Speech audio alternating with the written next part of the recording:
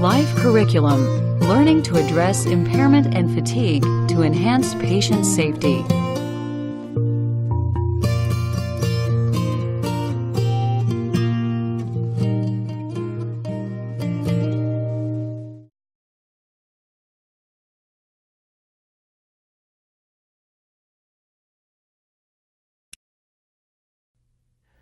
Thank you for coming by to talk about this case.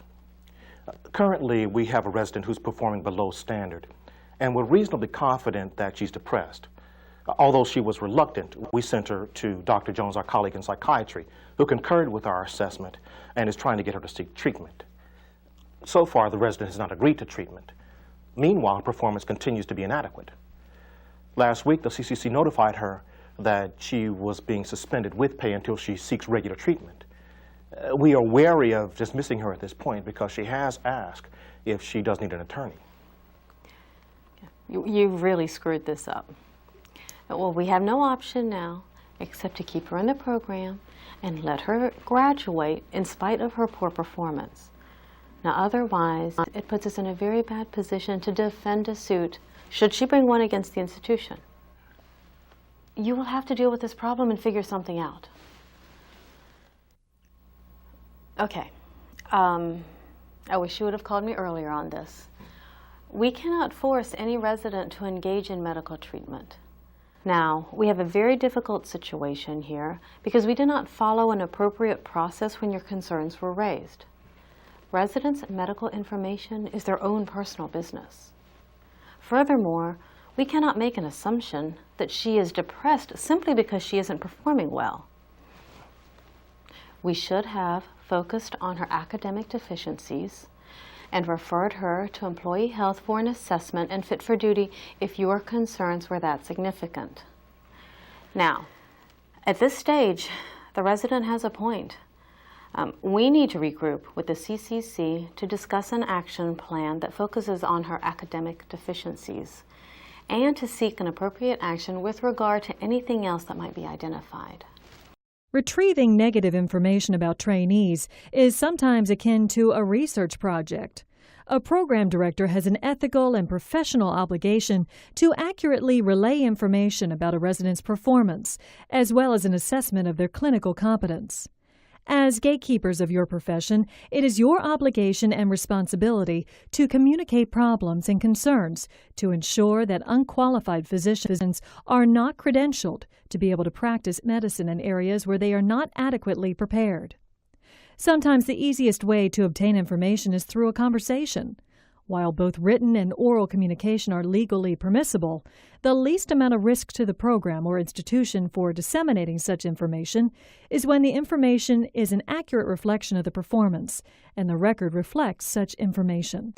Program directors spend a significant percentage of their time dealing with residents who pose performance problems. The program director is usually the point person when a problem is identified, and it is estimated that between 8 and 15% of residents will require attention for some type of serious problem during the course of their training. A resident with problems is most often identified from a series of events that point to a pattern of poor performance or deficiency rather than a single critical incident. This means that a program director's time can be spent monitoring the workplace behavior of certain residents before they are even identified as residents with problems, as well as managing a plan for remediation after they've been identified. Even though the goal of every residency program is to have every resident successfully complete the program, capable of competent and independent practice, certain situations require actions such as discipline or dismissal. Some of these actions may involve serious ramifications, but program directors should not be fearful of dismissing residents who are disruptive or otherwise not trainable because of a threat of a lawsuit.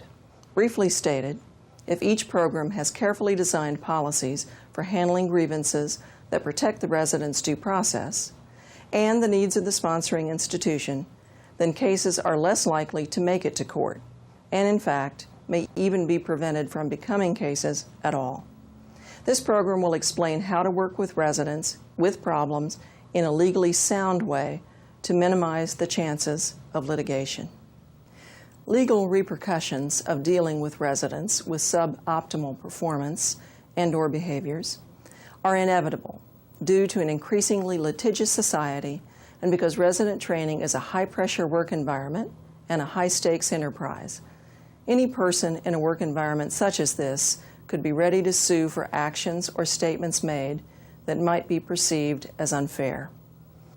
And in medical training, the way a resident is characterized and evaluated in his or her residency has the potential to affect their career. Additionally, since residents are now viewed as both students by the ACGME and employees by the NLRB, academic laws and employment laws must both be considered. The combination of these two perspectives can make disciplinary issues confusing and hard to manage. Resident discipline should be generally thought of in one of two major categories: academic remediation or behavioral misconduct. While in some situations residents may have both academic deficiencies and issues of misconduct, in most circumstances residents' problems fall within one category or the other. The major difference lies in the consideration for remediation. Typically, residents with academic deficiencies are given opportunities to remediate. However, in circumstances of misconduct, one must consider if the resident should be given the opportunity to repeat the misconduct, and whether or not the actions that led to the misconduct are remediable. In most circumstances, misconduct does not allow for a remediation. As we consider the various issues throughout this section of the Life Training Program, we will focus on whether or not a resident with a problem is a likely candidate for remediation. Additionally, it is important to consider the type of problem as we discuss due process. What does protecting a resident's due process mean? ACGME requires due process for all residents. When discipline of a resident is necessary, you should assume that the resident has a right to due process. At its bare minimum, it is an individual's right to be adequately notified of any charges or proceedings involving him or her, and the opportunity to be meaningfully heard at those proceedings. You will hear more about due process and how it applies to remediation and disciplinary policies later on in this program. Remember, though, that due process entails an internal management process of discipline. You are not in court, and concepts such as right to confront a witness, double jeopardy, and hearsay do not apply. You are, however, entitled and obligated to carry out a full and fair inquiry of the resident's behavior. Fundamental due process is simple to define and understand. It is the notice and opportunity to cure for academic deficiencies, or the notice and opportunity to be heard for misconduct matters, and a reasonable decision-making process. Due process is frequently misperceived as a hearing or review panel or formal forum. However, it can be as simple as a meeting. Your policies should be available to those who apply to your program and easily accessible by them once they enter training.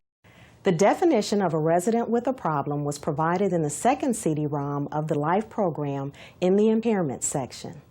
But what are the ways that a program director becomes aware of a resident with a problem? First of all, documentation from previous employers and academic programs may contain substantial clues. Unexplained breaks in training or multiple moves during training are significant clues that there may have been a problem with that person being able to stay in a program. In reference or recommendation letters, it is not so much what is said as what is not said, and who is saying it that can raise a red flag. This subject is discussed in more detail in recruiting the right applicants. Residents with problems may also be identified by attending physicians, reports from nurses or patients, or by other residents, or perhaps even by medical students. Attending physicians who work closely with residents during month-long rotations commonly identify residents with problems but don't always document their concerns in written evaluations or pass their concerns along to the program director. Without this information, potential patterns are missed. In fact, Most attending physicians are more likely to verbalize their concerns informally, but unlikely to accurately reflect them in the evaluations. For this reason, it is extremely important to have a structured forum for the faculty to be able to discuss their concerns and critiques of residents' performance in a way that their verbal assessments can be effectively utilized in the evaluative process. One of the single most important resources in identifying and working with residents with problems is a well-functioning clinical competence committee. This committee may be referred to by many names: Progress and Promotions Committee, Evaluation Committee. This committee is an essential component of the residency program and the evaluation of the residents. Simply stated, it is a regular meeting of at least a subset of faculty for the purpose of discussing each resident's performance. While this committee typically would focus its efforts on academic performance and achievement of the core competencies, it would also be effective in addressing matters of misconduct, which most commonly fall under the competencies of interpersonal and communication skills and professionalism. A well-functioning clinical competence committee will identify marginal residents and/or residents with problems and determine appropriate mechanisms for dealing with their situation. The Clinical Competence Committee is also a good option for utilizing verbal feedback from the faculty, even when their written evaluations are missing or not reflective of the actual situation. Due to the gossipy nature of the training programs in hospitals, many other personnel are generally already aware of a situation by the time the program director becomes aware. One reason is because there can be a stigma associated with being a whistleblower. Therefore, the program director should have a policy of open-door accessibility as well as a functional system for any staff member to be able to report in order to facilitate the earliest possible notification of any potential misconduct. Evaluation tools such as 360s provide a mechanism for many individuals, nurses, techs, peers, students, and patients to have input into a resident's evaluation. Once deficiencies have been noted, close observation and follow-up with the resident are both necessary and critical. No matter how distasteful, it's critical that the program director act quickly to deal with a resident with a problem as soon as that person is identified for several reasons. First, it may be possible to prevent much bigger and more serious incidents from happening if the situation is dealt with early on. Another is that all residents with problems have an impact on the overall program, so decreasing the amount of exposure is best, and especially if the safety of personnel or patients is involved. As the gatekeepers of your profession, program directors not only have the responsibility, but also the obligation to prevent passing incompetent physicians on to the next level. The program director is the single most accountable person in the postgraduate medical education system to determine who should or shouldn't be practicing medicine in their specialty. A recent study published in the New England Journal of Medicine demonstrated that practicing physicians who received disciplinary action by a medical board were also most likely to have exhibited unprofessional behavior during their medical training. All program directors should review their policies and make sure that all resources are in place. The single most common issue that brings risk to the institution when disciplining residents is not following your published policies. Even the most well-intentioned program director can be subject to legal problems if they have not followed written institutional or departmental policies. Your institution, perhaps your medical staff, should have written policies for physician code of conduct and written procedures for misconduct and/or academic performance. The ACGME also requires policies for other related areas, such as due process, grievance, leaves of absence, duty hours, moonlighting. Additionally, there must be procedures for assessing and evaluating residents and assessing achievements of ACGME core competencies. All of these policies and procedures should be written concisely as possible and reviewed by an attorney who is familiar with academic issues. Departmental policies must also be reflective of the institution's GME and also HR policies and processes. Typically, the institutional policy should serve as the framework for the departmental policy, which is more specific to the individual residency. It's important that these documents are kept up to date and approved by your institution's Graduate Medical Education Committee so that written policy reflects current practice. If established practices no longer work, then make sure they're updated and rewritten. Policies on due process should clearly articulate the forum for which your institution ensures that due process is obtained. In many hospitals, this forum has typically been a multi-party fair hearing committee. However, many more simple options are available, such as a meeting between the resident and another impartial reviewer. Since most due process policies are institutional versus departmental, you should be familiar with your institutional processes and policies. Per GME requirements, a resident has the right to request due process for any matter that significantly alters their intended career path. Generally, due process is not afforded for feedback or evaluation of performance. When resident problems arise, the program director should identify and utilize his or her team to assist with the best approach. At minimum, the Director of GME or Designated Institutional Official, DIO, is one person whom the Program Director should inform and consult with on each resident with a problem. Others may include legal, human resources, employee health, security, and other departments in the hospital. Finally, appropriate referral and counseling services should be coordinated with your institution's occupational employee health department and human resources. Now we are going to discuss problems of residents in two different venues, academic problems and misconduct. First, let's address academic problems.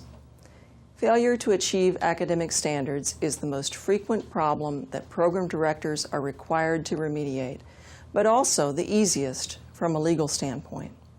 Remember, due process in academic remediation requires notice and an opportunity to cure, that is, correct the problem, coupled with a reasonable decision-making process. The foundation of this should be as simple as the feedback and evaluation process in itself, which, if done effectively, provides the resident with notice of academic deficiency and an opportunity to correct or cure. The first step in an academic matter is to bring concerns to the attention of the resident. This should be done through your faculty's routine processes of feedback and evaluation. When routine feedback and evaluation is not achieving the change you would like, the message needs to be amplified. This can be accomplished in different ways. In some institutions, this means a remediation status, and then, perhaps, a probation. In other institutions, this may mean a letter of concern or a letter of warning. Regardless of the process in your institution, the resident should receive a formal and structured notice of the academic deficiencies, general expectations for achievement, and a timeline for appropriate completion. It should detail how and by whom their progress will be evaluated. This notice should ideally be provided to the resident in writing. While it is not necessary that the resident sign it, it never hurts to have this done. For most problems, this first and hopefully only corrective action may be all that is required in order to evoke the required improvement. In terms of the notice of academic deficiencies, there are no legal time frame requirements or limits set for remediation. However, most institutions do impose time limits in their institutional policy. The time frame should be reasonable based on the situation at hand. Program directors should be careful to compose the goals and objectives for successful remediation so they do not box the program into a corner. The goals should be specific enough that the resident has a clear understanding of what needs to be accomplished, but not so specific that there is no flexibility in the outcome. The remediation plan should be tailored to solve the specific problem at hand. Progress can be measured both objectively and subjectively, and the goals of the remediation should reflect that in the measurement. Typically, this process is less formal, but the process should be documented in the performance file with a follow-up letter stating whether the resident has successfully completed the plan. Additionally, it is important that program directors focus on the problems and the remediation of them, and not diagnose or try to manage a perceived disability or medical condition. It is important that the program director or designee, such as an advisor or designated faculty member, check in with the resident at defined times during remediation. At the conclusion of that period, the program director and the faculty, or clinical competency committee, should discuss the resident's progress and determine next steps. If the resident has been successful, then the remediation is complete. If the resident has not been successful, then additional steps or more amplification of the message must occur. In some institutions, this could be a probation status.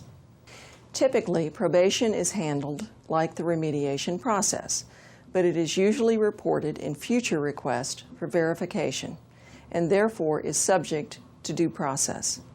In other institutions, the next step may be an actual action, such as the extension of the training program, election to not promote, non-renewal of contract, or termination. Since all these actions are reportable in the future and might significantly alter the resident's intended career path, they would be subject to your institution's due process policy. Due process in the academic setting takes many forms. As previously noted, in many institutions it is structured in the form of a multi-party fair hearing. In other institutions, it may be as simple as a meeting or an inquiry conducted by another decision maker, such as the Vice President for Medical Affairs, the Dean, or designee of the GMEC. Regardless of your venue for due process, it must provide the resident with a meaningful opportunity to be heard, and the decision-making process must be reasonable and unbiased. Situations of misconduct should be handled with a slightly different approach. Examples of misconduct might include dishonesty, theft, sexual harassment, or other disruptive behavior. Because misconduct is more of an employee-based action, legal implications of misconduct decisions are typically handled differently to ensure that residents are treated consistently with other employees of the institution. In essence, the difference between academic remediation and misconduct is that residents do not need to be given an opportunity to repeat the misconduct. The due process that is given in the process of misconduct must provide a meaningful opportunity to be heard while also preserving an institution's right or obligation to responsive disciplinary action in these settings. The following is one way that misconduct cases can be addressed. The first step in a misconduct situation is to meet with the resident to provide them with notice of the charges, accusations, and allow them an opportunity to respond, to be heard. Following that discussion, the program director should talk to any other personnel who may be involved. Prior to any presumptions being made, fact-finding and data collecting and inquiry must take place in order to ensure all information is available before any decisions are made. It is very important that you document this meeting as well as any other meetings you have with the resident or others involved. It is also a good idea to have a third person present to witness discussions and take notes. Typically, this person should be someone such as your GME director, designated institutional official, or other appropriate institutional offices. Documenting doesn't mean you have to take down every word said, but that you write down the basic items discussed and the actions to be taken. It is important to have another appropriate person present in the room to take those notes while you, as the program director, concentrate on the verbal exchange. After you have collected all of the information available, you will have to decide if the matter warrants further action. Your policy should indicate how communicating each action should take place and the applicability of your due process procedures. If further action is warranted, then it is necessary to inform the resident in writing of the decision, if your policies provide for that, and if not, it's a good idea anyway. The second meeting with the resident can follow a corrective action procedure that includes 5 steps. 1. Describe the complaint and include sources of the inquiry, including any documentation or interviews with other people. 2. Describe the action that is being taken. 3. If the underlying cause of the misconduct is determined to be remediable, then describe the reasonable expectations for behavior modification and include the points of assessment within a timeline. 4. Describe the consequences of success or failure, specifically consequences of any future misconduct. And finally, 5. Obtain a signature and date from both the program director and the trainee. Regardless of whether the resident signs the document, some refuse, its provisions can be implemented with respect to that resident. If the resident refuses to sign the document, the program director should simply note refusal to sign along with the date, time of the meeting. This document, as well as any subsequent documents, will need to be sent to appropriate individuals at your institution, such as the department chair, the director of GME, the VPMA, the dean, and/or the chief of staff. In most institutions, the residents would have a right to request due process if they are unhappy with the outcome of the misconduct decision. Due process in this situation must provide for notice and opportunity to be heard, not to cure as in academic situations, coupled with a reasonable decision-making process. As described previously, this could take many venues, ranging from a fair hearing to a simple meeting with another decision-maker. Since misconduct can affect so many areas of the hospital, it is important that a decision-maker be identified who can assess the situation from a high level within the institution.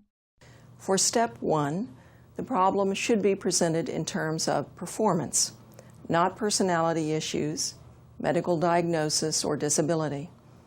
This information should be delivered calmly and compassionately, as described in detail in the second CD-ROM of the LIFE program. Performance issues can be categorized as, number 1, deficient academic achievement, number 2, deficient medical knowledge or its application, number 3, lack or breach of appropriate behavior or codes of conduct, or number 4, being unfit for duty. These categories can also be considered as problems with knowledge, attitude, or skills. Deficiencies in the academic or medical knowledge area include a lack of necessary skills or insufficient evaluations or grades. Some examples of misconduct, broadly outlining a lack of unprofessional workplace behavior, are the slander or harassment of hospital personnel, or ethical issues, such as dishonesty in reports or medical records, or theft, or even violence. In some situations, misconduct can be related to impairment, and fitness for duty evaluations may be appropriate. All of these performance issues can be considered to fit within a more inclusive category of lack of professionalism.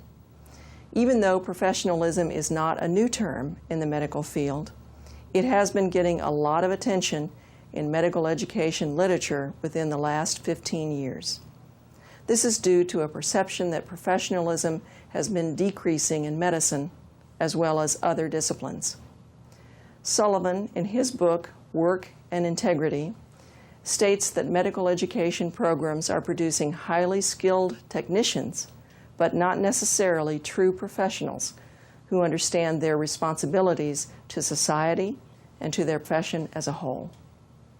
Medical professionalism has become such a hot topic that the ACGME has included it as one of the 6 core competencies, and the AMA has issued a Declaration of Professional Responsibility, medicine's social contract with humanity.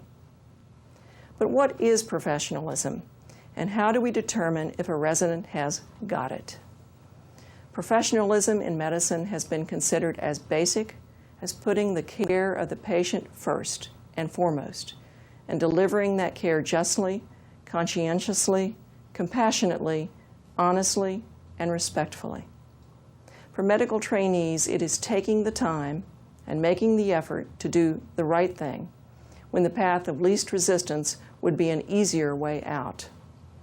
Because there are so many ethical and philosophical implications, it is difficult to describe professionalism as one defined performance that can be more objectively evaluated. For step 2, A change in the resident's schedule or leave of absence can be scheduled if considered beneficial or if required by law via the Family and Medical Leave Act. Per ACGME policy, all institutions must have a policy describing the effects of leaves of absence on the resident's academic program. Additionally, each specialty board has specific requirements regarding the leaves of absence and more specifically amount of time spent in the program for board eligibility. For Step 3, in a misconduct situation, it is important to remember that residents or any other employee never has to be given an opportunity to repeat misconduct. However, it is also important that the decision maker, program director, determine if the misconduct is remediable. If it is, then it would be appropriate that the resident be provided an opportunity to remediate, taking into account professionalism standards. For example, in a situation where misconduct occurred because a resident was dishonest, it may be determined that honesty is not something that can be taught to someone at that point in their life. 4. Describe the consequences of success or failure, specifically consequences of any future misconduct. And finally, 5. Obtain a signature and date from both the program director and the trainee. Hello, Jean. I'm calling to report on the CCC's decision about Dr. Watson. Yes, but you will send me written documentation, right? Yes, I will. At this moment, though, I'd like to discuss some of the concerns I have with the decision. Oh, okay. As you are aware, Dr. Watson was placed on a 4-month departmental remediation plan for issues of dishonesty related to medical record documentation and falsification that were considered not too egregious. At the end of the 4-month period, there's evidence that Dr. Watson is still falsifying medical documents. Now, it's the general opinion of the CCC that Dr. Watson should not graduate and be dismissed from the program. However, I am very concerned about the risk of retaliation from Dr. Watson. For this reason, I think we should give him another chance to remediate and see how he does. Now, we realize that given the situation, what Dr. Watson did was misconduct. He has already been given a chance to remediate and given notice of the charges, as well as had an opportunity to respond with his side of the story. At that time, he was told that this could never happen again, and if it did, he could be terminated from the program. All of this was very well documented. While we previously decided to give him a second chance, we don't feel that honesty and integrity can be taught to Dr. Watson. His dishonesty and misconduct warrant termination from the program, as we can no longer risk the liability to the institution or to our patients. Dishonesty, documented forgery, and falsification are all misconduct issues and are generally not remediable. Every attempt to prevent a second violation should be the ultimate goal, especially when the actions can bring substantial risk to the institution and to the care, management, and safety of patients. After presenting the initial accusations to Dr. Watson and hearing his side of the story, the program decided he should be given an opportunity to remediate his professionalism. However, he was instructed not to repeat the misconduct again, and that consequences would occur if he did. Therefore, it was a reasonable decision to dismiss Dr. Watson when he repeated the misconduct. To summarize, the actions taken by institutions that are typically reported to outside agencies, regulatory bodies, and future employers include probationary statuses, election to not promote, requirement to repeat rotations that in turn extend the length of the training program, denial of credit, non-renewal of contract, termination. These are adverse actions that can seriously jeopardize a trainee's chance at a medical career, or, per ACGME regulations, their intended career path, and so are most likely to be the actions that provoke litigation. When these actions are warranted, the program director should proceed and not be afraid of the threat of lawsuits, although a legal counsel should be readily available with whom to discuss any questions or decisions.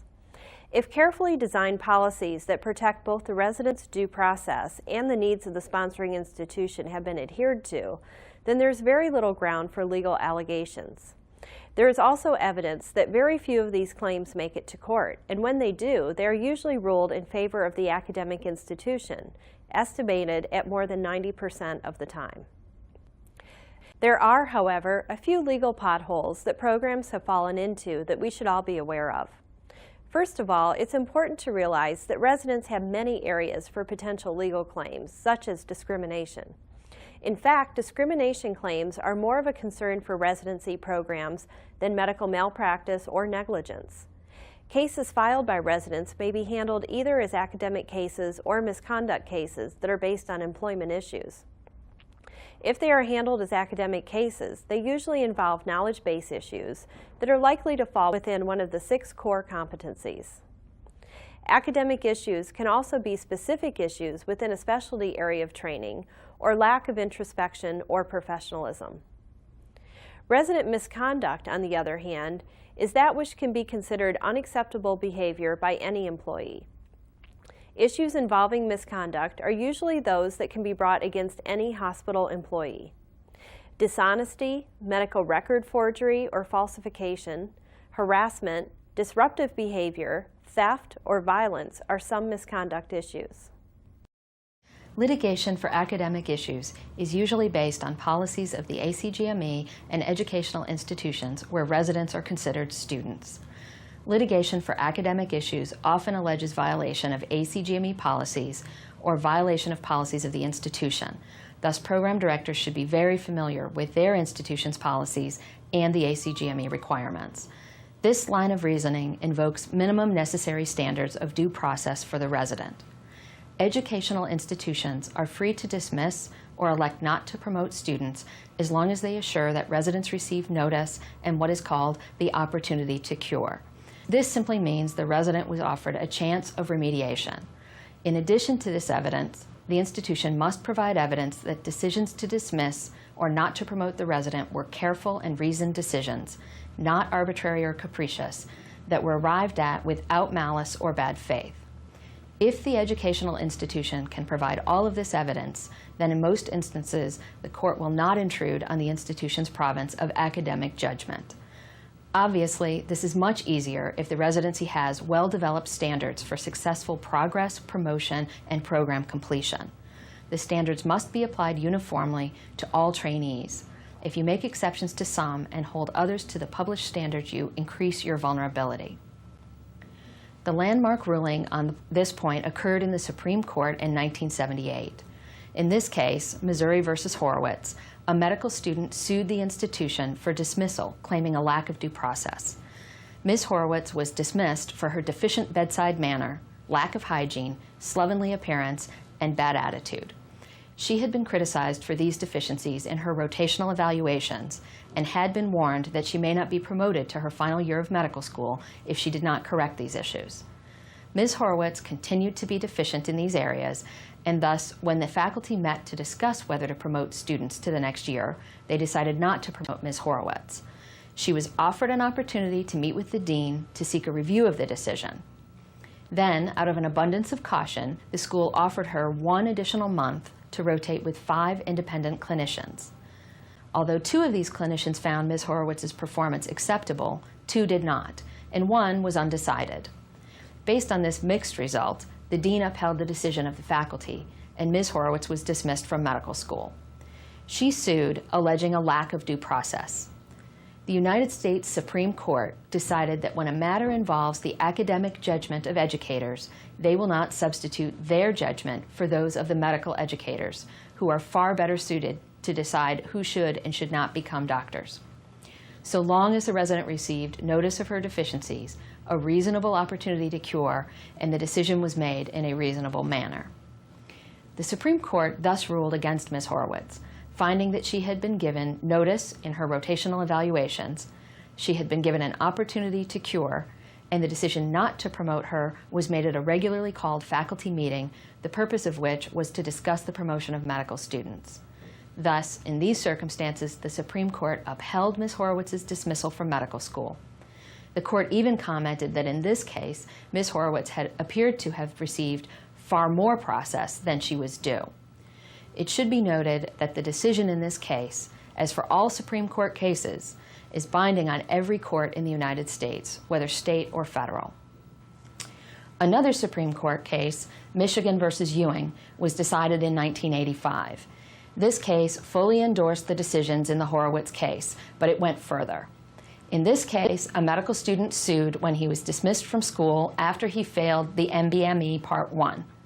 In his defense, Mr. Ewing noted that all 32 prior students who had failed the NBME on their first try had been given the opportunity to continue in school while studying and retaking the exam.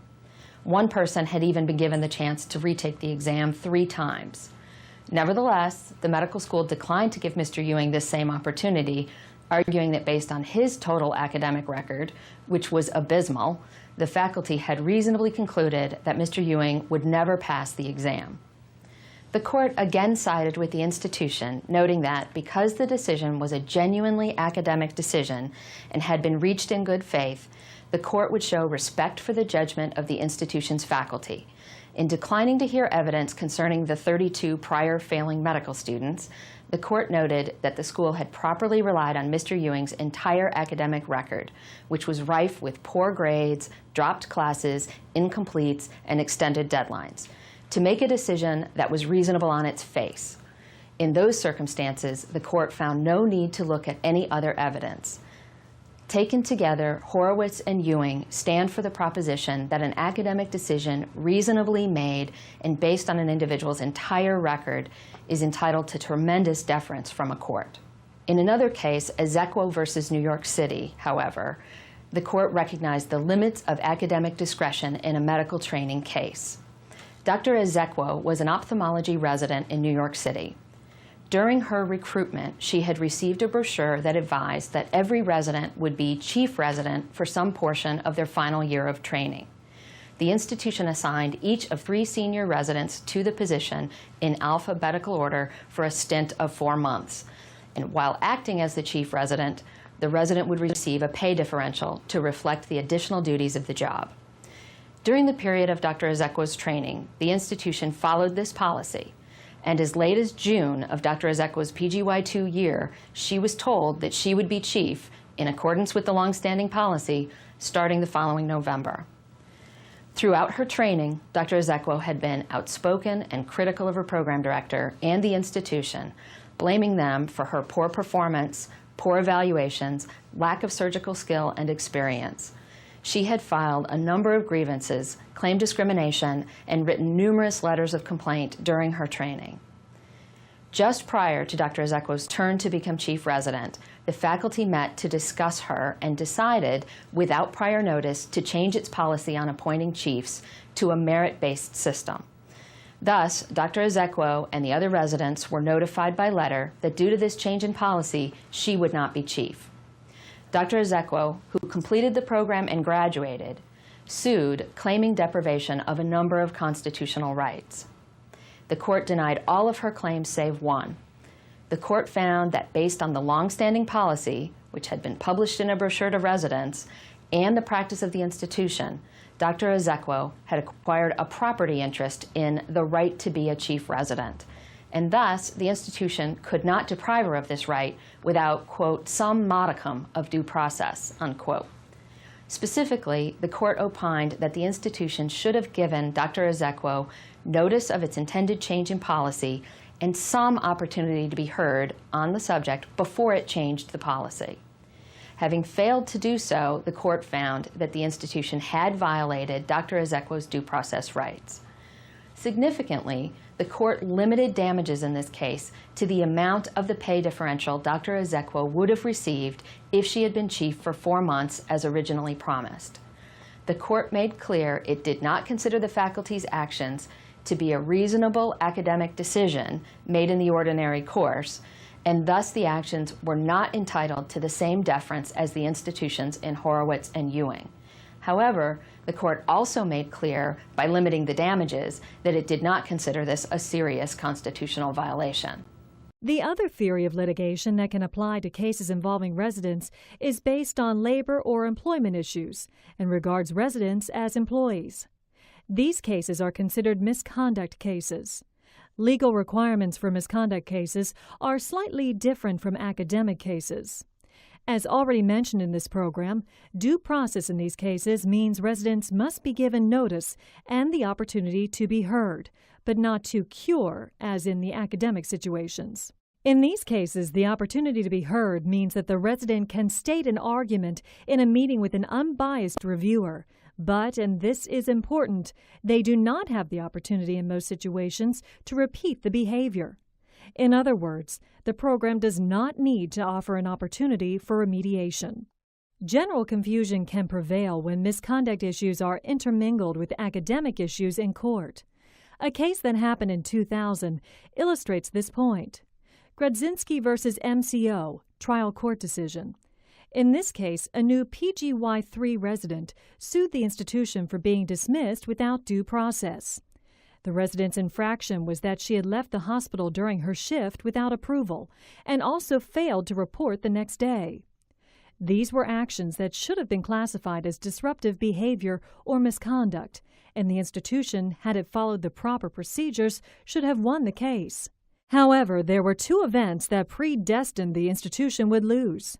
First, the program director had sat as the sole representative of the GMEC at her hearing in violation of hospital policies.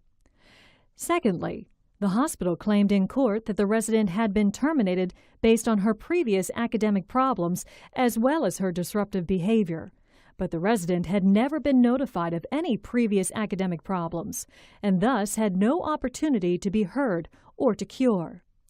The court ended up siding with the resident, even though Dr. Grodzinski's prior academic deficiencies and misconduct were by all accounts very serious.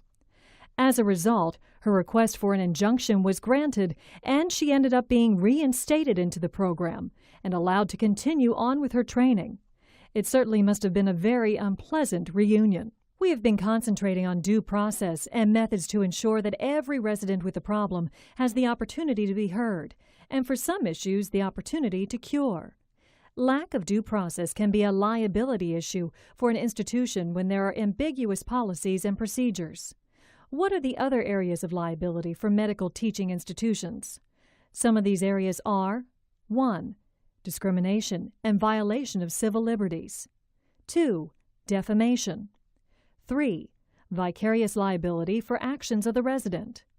4. Intentional tort or intentional infliction of emotional distress. 5. Breach of contract. And 6. Educational malpractice. We will discuss each of these in some detail, but it is helpful to understand that most cases presented in court are a combination of claims from several of these areas. According to one study, discrimination has been the most frequently occurring claim for both resident and faculty plaintiffs in medical education litigation over the past 10 years. Discrimination claims include claims based on national origin, race, religion, gender, age, and disability. Sexual harassment claims also fall within the purview of discrimination. In discrimination cases, the institution must provide evidence that all similarly situated residents were treated equally. Although this premise is sometimes difficult to prove, most discrimination cases are brought to court after a resident has been dismissed. At that point, the plaintiff is generally lacking enough tangible evidence of differential treatment, and so the institution typically prevails. Also, since it is difficult in an academic setting to show others who are similarly situated, it can be difficult for the resident to prove that discrimination has occurred. In one discrimination case, Zaklima versus Mount Sinai, an Egyptian anesthesiology resident sued an affiliated hospital after he was dismissed from his program. The affiliated hospital had banned him from their hospital as a result of bad evaluations. At trial, Dr. Zaklima produced evidence to show that some of the anesthesiologists had actually given him acceptable evaluations. And also, the other residents with equally bad evaluations were allowed to remain at the hospital. Perhaps most concerning was the fact that the faculty member whose bad evaluations gave rise to the decision to ban him retracted some of his evidence on cross-examination. In these circumstances, the court found that even with no direct evidence of discrimination on the basis of Dr. Zaklama's national origin, there was sufficient circumstantial evidence from which a jury could infer bad intent. Based on these facts, the court upheld a jury verdict of $135,000. Institutions should be aware of how to avoid being ruled as discriminatory in terms of residents with disabilities. Each institution should be able to prove that it takes reasonable measures to accommodate trainees with disabilities. Each program should develop technical standards of specifically what residents in that program should be able to do. Now, what is reasonable for each department can depend on the duties that each resident would need to be able to perform within that particular specialty. For instance, a manual dexterity problem that may be okay for internal medicine may be totally unacceptable and even dangerous for surgery or anesthesiology. Examples of accommodations that have been developed and considered reasonable are specialized stethoscopes for hearing impaired residents and recorded lectures and extended time on board examinations for residents with certain types of learning disabilities. In order to receive accommodations, however, the resident must voluntarily provide information concerning the nature and extent of the disability and then request an accommodation. A defamation claim is when a resident believes that an action imposed on them by the institution, such as dismissal, was done as a smear tactic aimed at damaging his or her career. Vicarious liability is a type of indirect legal responsibility for injury. Sponsoring institutions and attending physicians can face direct and indirect forms of liability for the actions of residents because they bear a legal duty to provide services and supervise care. It is important to keep in mind that the law imposes expectations for standards of conduct on individuals and institutions at all levels of training. However, standards and society's expectations of medical care are constantly changing, so it is important to stay abreast of the current trends. Intentional torts include claims like intentional infliction of emotional distress, intentional interference with a prospective business relationship, or intentional interference with a contract. While laws may vary from state to state, these claims may arise when a program director initiates a conversation with the future employer or academic program and warns the future employer not to choose the candidate. Liability in these cases most often turns on three issues. One, did the program director have the right to offer the information to the future program or employer? Was the information provided accurate and job-related, as opposed to inflammatory and unnecessary? And three, had the future position already been offered to the resident at the time of the communication? A program director almost always has the right to respond to a request for information from a prospective employer, but that privilege to speak does not apply when the program director initiates a conversation. So if a program director sees a colleague at a medical association function and says, "I hear you have offered a job to resident X. Let me tell you what a mistake that is." This could well result in liability to the hospital or the program director. Even when a program director is privileged to offer information, the information must be offered in good faith and with reasonable care. If unnecessary information or inflammatory information is provided, even if it is the opinion of the program director, liability may result. If good faith information is provided upon request, but after a time when the resident has been offered a contract, the resident is far more likely to sue. This is because there is a reasonable expectation that the contract will come to fruition. If the information is provided in the ordinary selection process, then there is no reasonable expectation that the person will obtain a contract, and liability can ordinarily be avoided.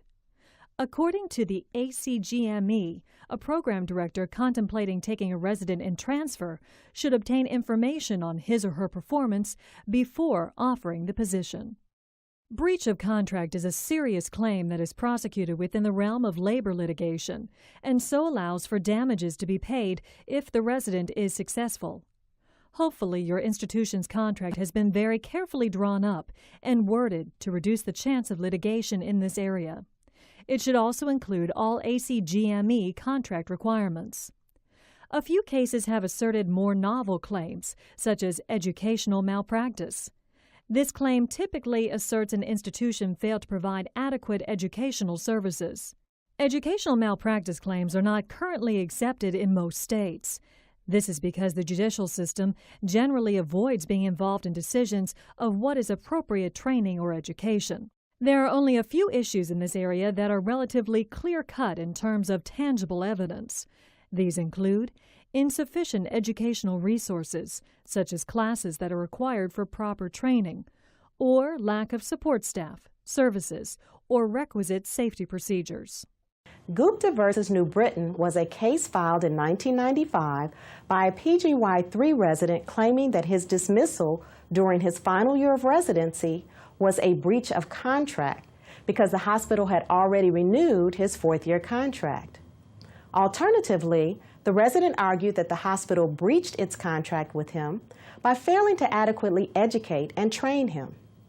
The court declined to recognize the theory of negligent education and instead characterized the decision of the hospital to dismiss the resident as an academic decision that was not employment-related. No matter what the claim or outcome is, litigation is an extremely expensive process.